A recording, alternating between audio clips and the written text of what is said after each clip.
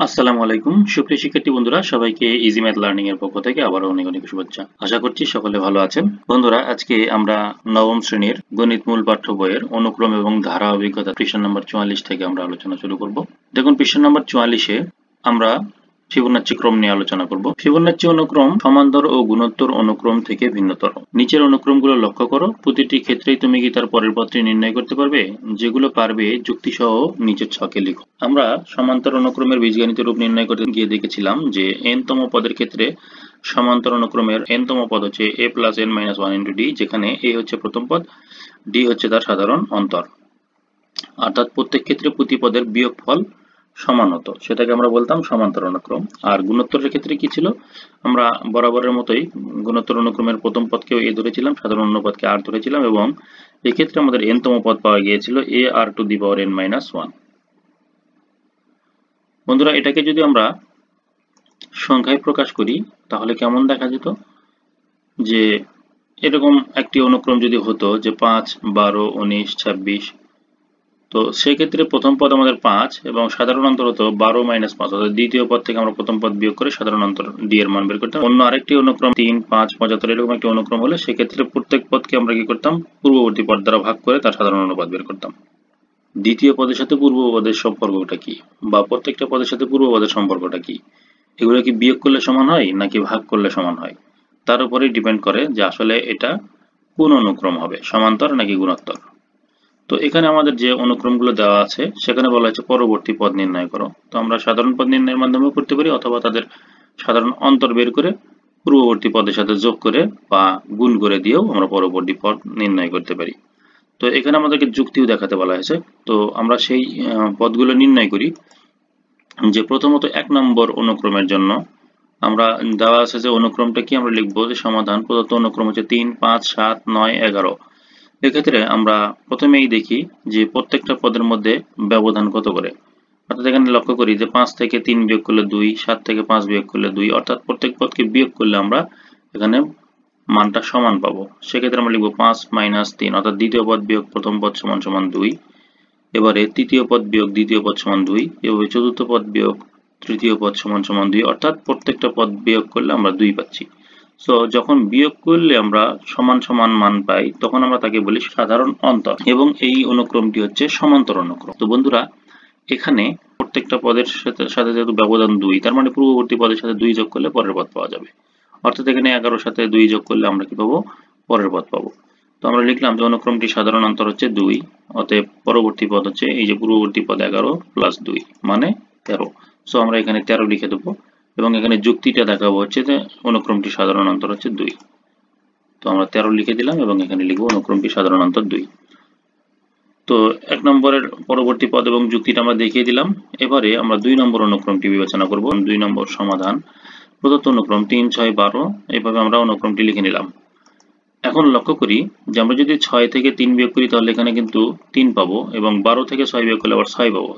তাহলে কিন্তু বিয়োগফল কিন্তু এখানে সমান হবে না। তো আমরা এখানে কি করতে পারি? ভাগ করতে পারি। 6 কে আমরা 3 দ্বারা ভাগ করলে পাবো 2, তেমনি 12 কে 6 দ্বারা ভাগ করলে আমরা পাবো 2, 24 কে 12 দ্বারা ভাগ করলেও পাবো 2। অর্থাৎ প্রত্যেকটি পদের সাথে আমরা পূর্ববর্তী পদ দ্বারা যদি ভাগ করি তাহলে আমাদের সেখানে ভাগফলগুলো সমান আসবে। অর্থাৎ এখানে যেহেতু অনুপাতের মান সমান, সো এখানে পাচ্ছি আমরা সাধারণ অনুপাত। সো এটাকে আমরা লিখব অনুক্রমটি সাধারণ অনুপাত হচ্ছে 2। লক্ষ্য করি আগেকারটা ছিল সাধারণ অন্তর আর এটা হচ্ছে সাধারণ অনুপাত। তাহলে সাধারণ অনুপাত কখন হয়? যখন অনুক্রমটি গুণোত্তর অনুক্রম হয়। এবং গুণোত্তর অনুক্রম হওয়ার ক্ষেত্রে আমরা কি করি, যে সাধারণ অনুপাত পাওয়া যায় সেটা কিন্তু পূর্ববর্তী পদের সাথে গুণ হয়। তাহলে আমরা বলবো পরবর্তী পদ সমান সমান, যেহেতু সর্বশেষ পদ ছিল আমাদের 48, তাহলে 48-এর সাথে আমরা এই সাধারণ অনুপাত 2 কে গুণ করে দেবো। গুণ করলে আমরা কি পাবো? পরের পদ পাবো। অর্থাৎ এখানে 48 দুগুণ 96। সো আমরা এখানে 96 লিখে দেবো পরবর্তী পদে। আর যুক্তিটা দেখাবো কি, যে অনুক্রমটি সাধারণ অনুপাত হচ্ছে 2। এখন আমরা 3 নম্বর অনুক্রমটি সমাধান করব। 3 নম্বর অনুক্রমে আমরা দেখতে পাচ্ছি 3, 5, 8, 13, 21। সো অনুক্রমটি আমরা লিখে নিলাম। প্রথমে আমরা চেষ্টা করব বিয়োগ করে। দেখুন, দ্বিতীয় পদ বিয়োগ প্রথম পদ, অর্থাৎ 5 বিয়োগ 3 মানে 2, তেমনি 8 থেকে 5 যদি আমরা বিয়োগ করি তাহলে আমরা পাবো 3, তেমনি 13 থেকে 8 বিয়োগ করলে আমরা কত পাবো? 5। তো লক্ষ্য করি এখানে কিন্তু বিয়োগ ফল কিন্তু সমান নয়। প্রথমবার বিয়োগ ফল পাওয়া গেছে 2, দ্বিতীয়বারে বিয়োগ ফল 3, তৃতীয়বারে বিয়োগ ফল 5, অর্থাৎ প্রত্যেকবার কিন্তু একই ধরনের বিয়োগ ফল পাচ্ছি না আমরা, অর্থাৎ সাধারণ অন্তর একই রকম নয়। অন্তরটা সাধারণ নয়।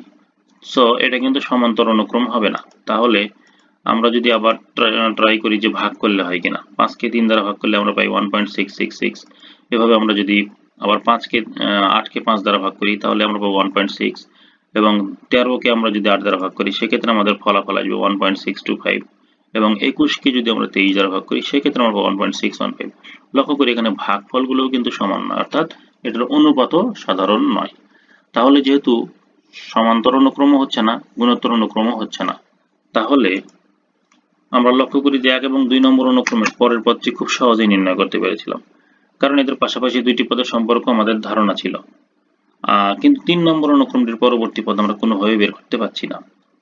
আর অনুক্রমটির পদগুলোতে একই বৈশিষ্ট্যের পুনরাবৃত্তিও ঘটছে না। প্রথমটাতে একই বৈশিষ্ট্যের পুনরাবৃত্তি ঘটছিল, বারবার 2 আসছিল, কিন্তু এটাতে আসতেছিল 2 ভাগ করলে 2 আসতেছিল। এটা হচ্ছে বৈশিষ্ট্যগুলো পুনরাবৃত্তি হচ্ছিল। যেহেতু 3 নম্বর সমস্যাটিকে আমরা অনুক্রম বলেছি বা বলা হয়েছে, সেহেতু নিশ্চয়ই এই পদগুলোর মধ্যে কোনো না কোনো একটা বৈশিষ্ট্যের পুনরাবৃত্তি থাকবেই। তো এটা হচ্ছে একটি বিশেষ ধরনের অনুক্রম। তো এই বিশেষ ধরনের অনুক্রমের পদগুলোর মধ্যকার সম্পর্কের সৌন্দর্য আবিষ্কার করেছিলেন একজন বিখ্যাত গণিতবিদ। তিনি ছিলেন ইতালির বিখ্যাত গণিতবিদ লিওনার্দো পিসানো, যার ডাকনাম হচ্ছে ফিবোনাচ্চি। বন্ধুরা, উনি প্রকৃতির মাঝে অনুসন্ধান করে তিনি সংখ্যা রাশির এই বিশেষ ধরনের অনুক্রম খুঁজে পান, যা তিনি লিবার অ্যাবাচি নামক গ্রন্থে প্রকাশ করেন। আর ফিবোনাচ্চি অনুক্রমে প্রথম সংখ্যা দুইটি হচ্ছে 0 এবং 1, এবং পরবর্তী যে কোনো পদ পূর্ববর্তী দুটি পদের সমষ্টির সমান। অর্থাৎ এখানে আমরা লক্ষ্য করি যে প্রথম সংখ্যা দুইটি কিন্তু 0 এবং 1, এটা ফিক্স। প্রথম সংখ্যা দুইটি হচ্ছে 0 এবং 1, আর পরবর্তী সংখ্যাটা হচ্ছে কি, যে কোনো পদ পূর্ববর্তী দুটি পদের সমষ্টির সমান। অর্থাৎ তৃতীয় পদ হবে আমাদের পূর্ববর্তী যে দুটি পদ ছিল, অর্থাৎ প্রথম পদ এবং দ্বিতীয় পদের যোগফলের সমান। প্রথম পদ হচ্ছে 0, দ্বিতীয় পদ হচ্ছে 1, 0 এবং 1 যোগ করলে 1 হয়। এটা হচ্ছে আমাদের তৃতীয় পদ। তেমনি এই তৃতীয় পদের সাথে আমরা যদি দ্বিতীয় পদ যোগ করি সেক্ষেত্রে আমরা পাবো চতুর্থ পদ। দেখুন, দ্বিতীয় পদটা ছিল আমাদের 1 এবং তৃতীয় পদ ছিল আমাদের 1, তাহলে এই 1 এর সাথে 1 যোগ করলে আমরা পাবো কত, 2। এটা হচ্ছে চতুর্থ পদ। ঠিক একইভাবে আমরা যদি তৃতীয় পদ 1 এর সাথে চতুর্থ পদ 2 যোগ করি, অর্থাৎ 2 আর 1 যোগ করলে পাবো পরবর্তী পদ। লক্ষ্য করি প্রথম পদ 0, তারপরের পদ 1, এটা কিন্তু আমাদের ফিবোনাচ্চি অনুক্রমের প্রথম দুইটি সংখ্যা। আর এই 0 সাথে যখন 1 যোগ করব তখন আমরা পাবো কত, 0 এবং 1 যোগ করলে এই 1। পরবর্তীতে এই 1 এর সাথে 1 যোগ করলে আবার 2, তাহলে আমরা 2 এখানে লিখব। ঠিক একইভাবে এই 1 এর সাথে আবার 2 যোগ করলে 3, তেমনি 2 এর সাথে আবার এই 3 যোগ করলে পরের পদ 5, তেমনি 5 এর সাথে 3 যোগ করলে পরের পদ 8। এইভাবে যে অনুক্রমটি পাওয়া যায় সেটা হচ্ছে ফিবোনাচ্চি অনুক্রম। এখানে আমাদের যে অনুক্রমটি দেওয়া আছে 3 নম্বরের, তাহলে এটাকে সমাধান করতে গেলে আমরা বলবো প্রদত্ত অনুক্রম হচ্ছে 3, 5, 8, 13, 21।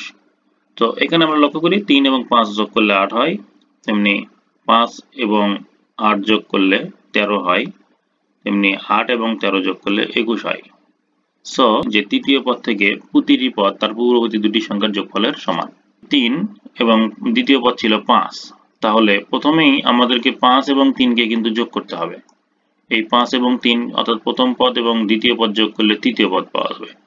আর সেজন্য আমরা বললাম যে তৃতীয় পদ যখন পাচ্ছি, তৃতীয় পদের শুরুটা হচ্ছে আমাদের প্রথম দুইটি পদের যোগফল, চতুর্থ পদটা হচ্ছে তার পূর্ববর্তী দুইটি পদের যোগফল। অর্থাৎ তৃতীয় পদ থেকেই কিন্তু আমরা যে পদগুলো পাচ্ছি সেগুলো হচ্ছে তার পূর্ববর্তী পদের যোগফলের সমান। সো এটাকে আমরা এখানে যুক্তি হিসেবে দেখাতে পারি, এবং পরের পদটা আমরা কিভাবে নির্ণয় করতে পারি, যে পূর্ববর্তী দুটি পদ অর্থাৎ 13 আর 21 যোগ করলে আমরা পরের পদ পাবো। সো এখানে আমরা পরবর্তী পদ লিখবো 13 যোগ 21 সমান সমান 34। সো আমরা 34 লিখবো পরবর্তী পদ। আর যুক্তিটা হচ্ছে কি, যে তৃতীয় পদ থেকে প্রতিটি পদ তার পূর্ববর্তী দুটি সংখ্যার যোগফলের সমান। এটি আমরা যুক্তি হিসেবে এখানে লিখে দেব। তো বন্ধুরা, এই যে ফিবোনাচ্চি অনুক্রম আমরা লক্ষ্য করলাম যে প্রথম সংখ্যাটি ছিল 0 এবং পরের সংখ্যাটি ছিল 1, তাহলে পূর্ববর্তী পদগুলো যোগ করলে আমরা একের পর এক এই সংখ্যাগুলো পেতে পারি। তো ফিবোনাচ্চি অনুক্রমের পদগুলোকে ফিবোনাচ্চি একটি সূত্রের মাধ্যমে প্রকাশ করেছিল, এবং সেই সূত্রটাকে আমরা নিম্নোক্তভাবে বের করতে পারি, যে ফিবোনাচ্চি অনুক্রমে ছিল fn + 2 = fn + 1 + fn, n belongs to n। অর্থাৎ f বলতে আমরা এটাকে পরিসংখ্যানের ভাষায় যদি গণসংখ্যা বলি সেটাও বলতে পারি, অথবা এটাকে বলি ফিবোনাচি নাম্বার। ফিবোনাচি নাম্বার কত n+2, তাহলে পরেরটা হবে সমান সমান, এটা কার সমান হবে, এই পদটি ফিবোনাচি অনুক্রমের এই পদটি হবে তার পূর্ববর্তী পদ এবং তার আগেকার পদের যোগফলের সমান, অর্থাৎ n তম পদ এবং n+1 তম পদকে যোগ করলে n+2 তম পদ হয়। এখন আমরা এটাকে একটু ফিল করার চেষ্টা করি যে আমাদের আসলে এই যে এটা হচ্ছে সূত্র, এই সূত্রটাকে আমরা একটু ডিটেলস করব। প্রথমে দেখুন n belongs to n মানে কি, আমরা জানি স্বাভাবিক সংখ্যা, এই স্বাভাবিক সংখ্যাকে আমরা বলতেছি n belongs to n, এটা একটা সংখ্যার জগৎ। কেমন, এখানে আমরা বলতে পারি n belongs to n বলতে n বলতে n n n n n অসংখ্য n, আর n বলতেই বুঝতে পারবো যে হয় সেটা 1 হবে, না হলে 2 হবে, না হলে 3 হবে, না হলে 4 হবে, এভাবে এটা একটা সংখ্যার জগৎ। তো এই সংখ্যার জগৎ থেকে আমরা এই যে ফিবোনাচি নাম্বারের যে সূত্র আছে সেখানে ব্যবহার করব। প্রথমে যদি 1 ব্যবহার করি তাহলে দেখুন এই n এর মান 1, সবগুলো n এর জায়গাতে আমরা 1 বসাই দিলাম। অর্থাৎ এখান থেকে যদি 1 কে ব্যবহার করি n এর মান হিসেবে, তাহলে আমাদেরকে প্রত্যেকটা n এর জায়গাতে 1 বসাইতে হবে। তাহলে আমরা কত পাচ্ছি, f1+2 মানে 2 আর 1 3, আর এখানে পাচ্ছি 1 এবং 1 যোগ করলে 2, সো আমরা লিখব যে 3, অর্থাৎ f3 সমান সমান f2 প্লাস f1, অর্থাৎ এটা হচ্ছে দ্বিতীয় অনুক্রমের দ্বিতীয় সংখ্যা যোগ অনুক্রমের প্রথম সংখ্যা যোগ করলে আমরা কি পাচ্ছি, অনুক্রমের তৃতীয় সংখ্যা, অর্থাৎ প্রথম সংখ্যা এবং দ্বিতীয় সংখ্যা যোগ করলে তৃতীয় সংখ্যা পাওয়া যায়। তাহলে যদি আমরা এখন 2 ব্যবহার করি এখানে n এর জায়গাতে, তাহলে কি হবে, 2+2, 2+1, আর এখানে হচ্ছে 2, দ্যাট ইজ এখানে 2 2 যোগ করলে আমরা পাচ্ছি 4, এখানে 2 এবং 1 যোগ করলে 3, আর এখানে হচ্ছে 2, তার মানে দ্বিতীয় পদ যোগ তৃতীয় পদ সমান সমান হচ্ছে চতুর্থ পদ। এইভাবে পরবর্তী পদে আমরা 3 ব্যবহার করব, এখান থেকে এই 3 যদি ব্যবহার করি তাহলে দেখুন আমাদের এখানে হচ্ছে n+2 মানে 3+2, 3+1, এখানে হচ্ছে 3, সো এখানে পাচ্ছি 3 এবং 2 যোগ করলে 5, তাহলে এখানে হচ্ছে 4 এবং 3, অর্থাৎ তৃতীয় সংখ্যা এবং চতুর্থ সংখ্যা যোগ করলে পঞ্চম সংখ্যা পাওয়া যায়। একইভাবে পরের সংখ্যাতে যদি আমরা 4 ব্যবহার করি তাহলে 4 ব্যবহার করলে পাচ্ছি এখানে f6 সমান সমান হচ্ছে f5 প্লাস f4, এইভাবে আমরা অনুক্রমটি বের করতে পারি। তো বন্ধুরা, যেহেতু f0 অর্থাৎ প্রথম পদটি ছিল এখানে 0, তাহলে এখানে 0, এটাকে আমরা f0 বিবেচনা করতে পারি, আর f1 হচ্ছে আমাদের 1 এবং f2 কিন্তু আমাদের 1, সো এখানে আমরা এই পদগুলো ব্যবহার করলাম। এদের যদি আমরা নাম দিই যে এটা হচ্ছে f0 বা f0 মানে শূন্যতম প্রথম পদ, f1 তাহলে পরবর্তী পদ, তেমনি f2 তার পরবর্তী পদ। এখন দেখুন f1 এবং f2 যদি আমরা যোগ করি, এই যে দেখুন f1 এবং f2 যোগ করে পাওয়া গেছে f3 পদ, তাহলে এটা এই যে 2 পাওয়া গেছে 1 এবং 1 যোগ করে, তাহলে এটার নাম হচ্ছে f3। ঠিক একইভাবে এবার f2 আর f3 যোগ করলে f4 পাওয়া যাবে। দেখুন f2 এবং f3 যোগ করলে f4, অর্থাৎ 2 আর 1 যোগ করলে 3 হয়, এটা হচ্ছে f4। ঠিক এইভাবে f5, f6, f7, f8, এইভাবে আমরা এই পদগুলো পেতে পারি। তো এই ফিবোনাচি অনুক্রমের যে সূত্রটিকে আমরা ফিল করে দেখলাম যে হ্যাঁ, এই সূত্রটির মাধ্যমে কিন্তু আমাদের এই ফিবোনাচি অনুক্রমগুলো অবটেইন করা যায়। এখন বন্ধুরা, আমরা ফিবোনাচি অনুক্রম তৈরির একটি খেলা খেলব। তোমাদের শিক্ষক মহোদয় কিন্তু ক্লাসে এই ফিবোনাচি অনুক্রম তৈরির খেলা খেলতে বলবে, এবং সেক্ষেত্রে তোমাদের নির্দেশনা থাকবে যে নির্ধারিত সময়ের মধ্যে সঠিক ফিবোনাচি অনুক্রম তৈরি করতে হবে। তো তোমরা এতক্ষণে নিশ্চয়ই বুঝে গেছো যে ফিবোনাচি অনুক্রমগুলো কিভাবে তৈরি করতে হয়, আর ক্লাসের মধ্যে যে বেশি সংখ্যক ফিবোনাচি অনুক্রমের পদ সঠিকভাবে তৈরি করতে পারবে সে জয়লাভ করবে। তো তোমরা কি করবে, এই সংখ্যাগুলো ফিবোনাচি অনুক্রম তৈরির জন্য এই প্র্যাকটিসগুলো বারবার বাসায় করবে এবং ক্লাসে সেইগুলো অ্যাপ্লাই করবে। তো আমি তোমাদের সুবিধার জন্য এখানে ফিবোনাচি অনুক্রম তৈরি করে দেখাচ্ছি। প্রথমে আমাদের 0, তারপরে 1 1, এভাবে 2, তারপরে 3 এবং 2 যোগ করলে আমরা পাচ্ছি 5, 5 এবং 3 যোগ করলে 8, 8 এবং 13 যোগ করলে 21, এইভাবে আমাদের সংখ্যাগুলো দেখুন এইভাবে হতে থাকবে। তো তোমাদের বোঝার সুবিধার্থে আমি প্রত্যেকটা লাইনগুলো একটু আলাদা আলাদা কালার দিয়েছি, যাতে একটা আরেকটার সাথে মিক্স আপ হয়ে না যায় এবং ক্রমগুলো ঠিক থাকে। এভাবে কিন্তু এই সংখ্যাটা চলতেই থাকবে। সো এইভাবে আমরা লক্ষ্য করি যে আমি অনেকগুলো সংখ্যা এখানে বের করে দেখাইছি, যে এভাবেই আমাদের ফিবোনাচি অনুক্রমগুলো লিখতে হবে। এখন আমরা দেখব যে প্রকৃতিতে ফিবোনাচি অনুক্রম। ফিবোনাচি একজন প্রকৃতিপ্রেমী গণিতবিদ ছিলেন। আছে যা নিয়মিত একটি সজ্জা অনুসরণ করছে। তো নিচের ছবিগুলো পর্যবেক্ষণ ফুল দেখতে পাচ্ছি আমরা, এটাও 1 পাপড়ি বিশিষ্ট একটি ফুল, এটা হচ্ছে 2 পাপড়ি বিশিষ্ট একটি ফুল, এবং এটা হচ্ছে 3 পাপড়ি বিশিষ্ট একটি ফুল। এভাবে এটা 5 পাপড়ি বিশিষ্ট, এটা 8 পাপড়ি বিশিষ্ট, এটা 13 এবং এটা 21 পাপড়ি বিশিষ্ট। তো লক্ষ্য করো প্রতিটি ফুলের পাপড়ির সংখ্যা ফিবোনাচ্চি অনুক্রম মেনে চলে। তো এক্ষেত্রে তোমাদের শিক্ষকরা হয়তো একক বা দলগতভাবে এই কাজটি করতে বলতে পারে। তোমাদের স্কুলের বাগান বা বাড়ির আশপাশের ওই সকল উদ্ভিদ পর্যবেক্ষণ করে একটি রিপোর্ট তৈরি করো যাদের শাখা প্রশাখা, পাতা সংখ্যা বা ফুলের পাপড়ির সংখ্যা ফিবোনাচ্চি অনুক্রমের অনুরূপ।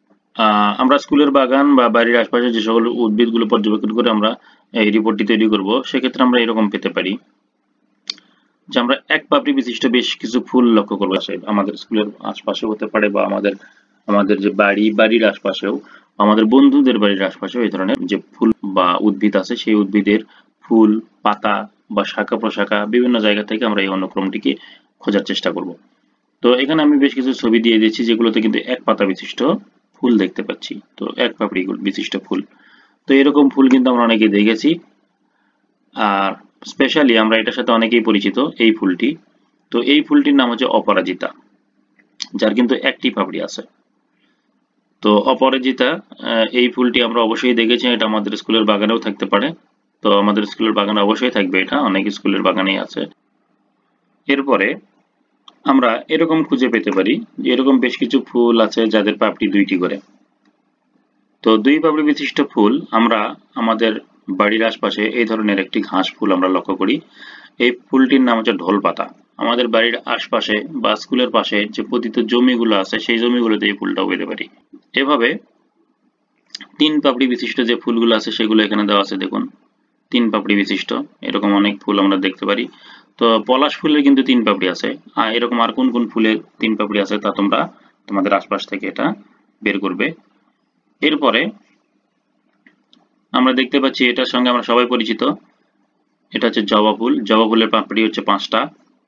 আবার এইরকম ফুল দেখতে পাচ্ছ, আমরা আমাদের বাড়ির আশপাশে যে ঝোপঝাড় আছে সেগুলোতে এই ফুলটি আমরা পেয়ে থাকি। এই ফুলটার নাম হচ্ছে হাসনায়না, এবং এই হাসনায়না ফুলেও কিন্তু আমাদের পাপড়ির সংখ্যা 5টা করে আছে।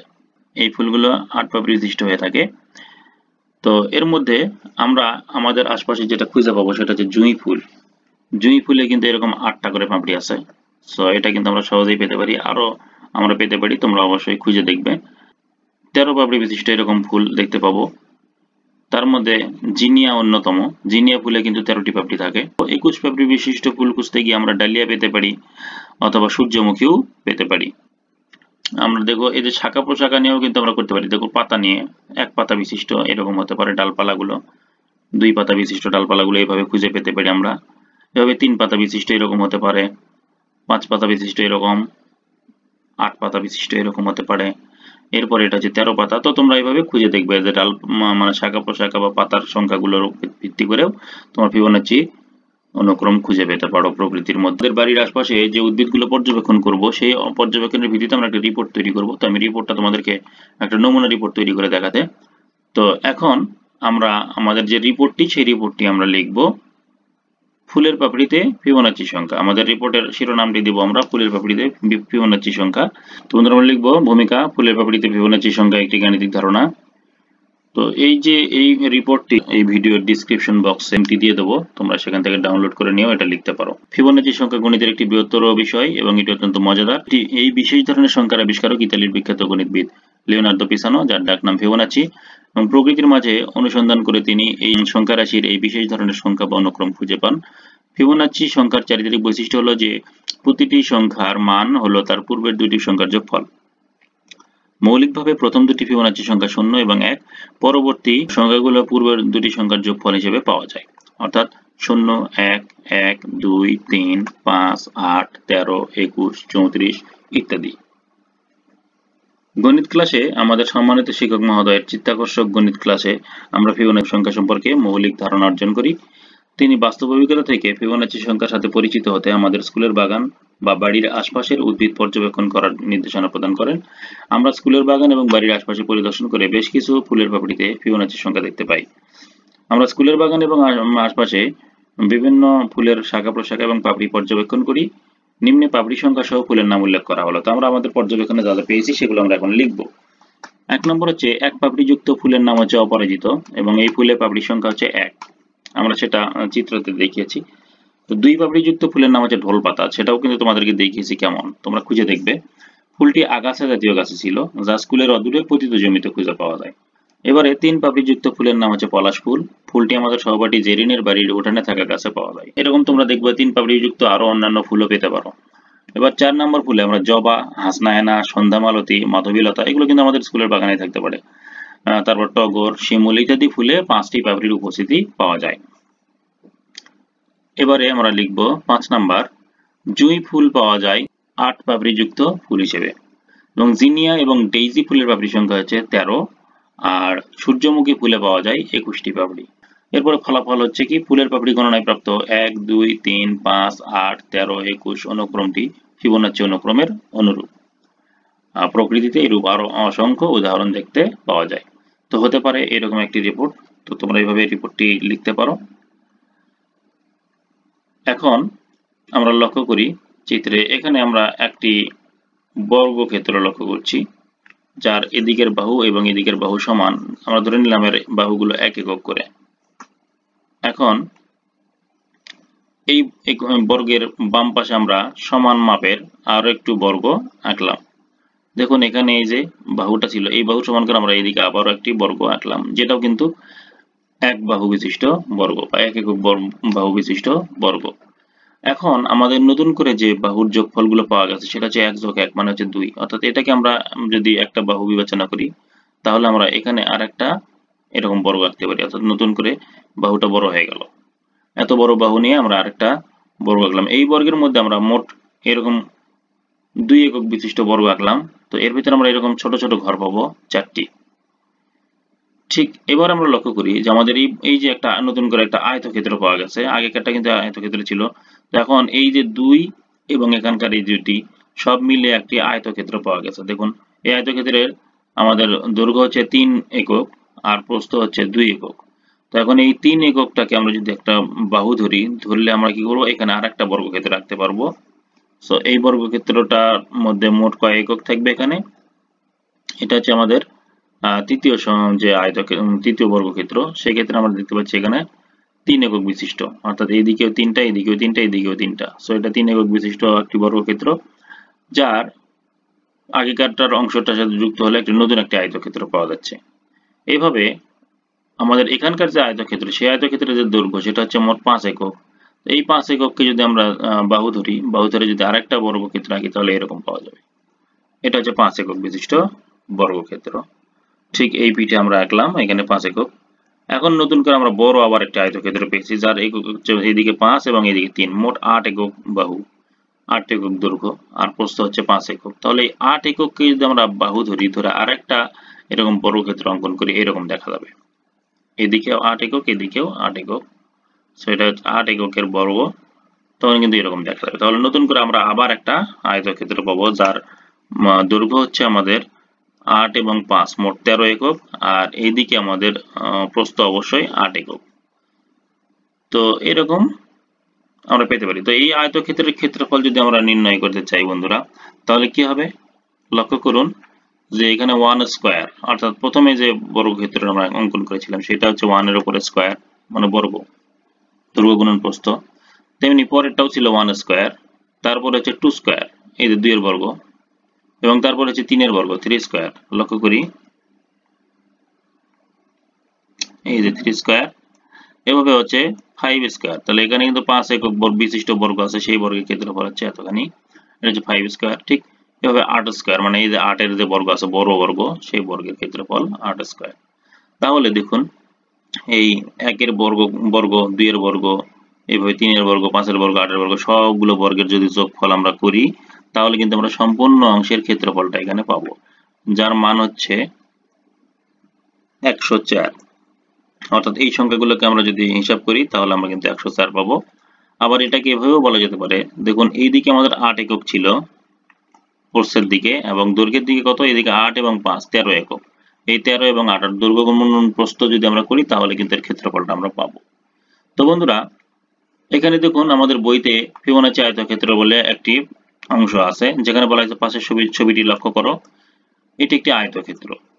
এর ক্ষুদ্রতম বর্গগুলোর বাহুর দৈর্ঘ্য হচ্ছে 1 একক। আমরা ভিতরে যে ছোট ছোট বর্গগুলো দেখতে পাচ্ছি ক্ষুদ্রতম, এর প্রত্যেকটি বাহুর দৈর্ঘ্যগুলো হচ্ছে এখান থেকে এই পর্যন্ত 1 একক, আবার এখান থেকে এই পর্যন্ত 1 একক। এভাবে প্রত্যেকটাকে আমরা 1 একক করে বিবেচনা করতে পারি। তো ছবির ছোট ছোট বর্গগুলো গণনা করে এখানকার এই পুরো অংশের ক্ষেত্রফল নির্ণয় করা সম্ভব। এখানে কতগুলো বর্গ আছে, আমরা যদি সমস্ত বর্গগুলোর সংখ্যা হিসাব করি তাহলে এখানকার ক্ষেত্রফল তত বর্গ একক। তো বন্ধুরা, এখানে ঝটপট আমরা বলে ফেলতে পারি যে আয়তক্ষেত্রটির ক্ষেত্রফল কত বর্গ একক। আমরা লক্ষ্য করি এইদিকে আমাদের বলা আছে 8, অর্থাৎ এখানে 8টি ঘর আছে, আর এইদিকে আমাদের মোট ঘর আছে 13টি। তাহলে এই 13 সঙ্গে 13 একক এবং 8 একক আমরা আয়তক্ষেত্রের দৈর্ঘ্য এবং প্রস্থ এই দুটাকে গুণ করলেও বের করতে পারি। প্রথমটা হচ্ছে যে আমরা এই যে খালি ঘরটা আছে, এই খালি ঘরে আমরা মোট যে ঘরগুলো গণনা করব সেই ঘরগুলো গণনা করে আমরা লিখতে পারি। আর ছবিতে আয়তক্ষেত্রের যে দৈর্ঘ্য এবং প্রস্থ 13 এবং 8 এই দুটাকে গুণ করে আমরা বের করতে পারি। সুতরাং ক্ষেত্রফল হচ্ছে 13 গুণন 8 সমান সমান 104 বর্গ একক। তো এখানে আমরা দেখতে পাচ্ছি যে আয়তক্ষেত্রটির জ্যামিতিক হিসাব নিকাশের মাধ্যমে আমরা আমাদের ক্ষেত্রফলটা বের করতে পারলাম। তো তোমরা যদি গভীরভাবে লক্ষ্য করো তাহলে আয়তক্ষেত্রটির ভিতরে কয়েকটি সংখ্যা দেখতে পাবে। সংখ্যাগুলো ছোট থেকে ক্রমানুসারে সাজালে একটি অনুক্রম তৈরি হবে।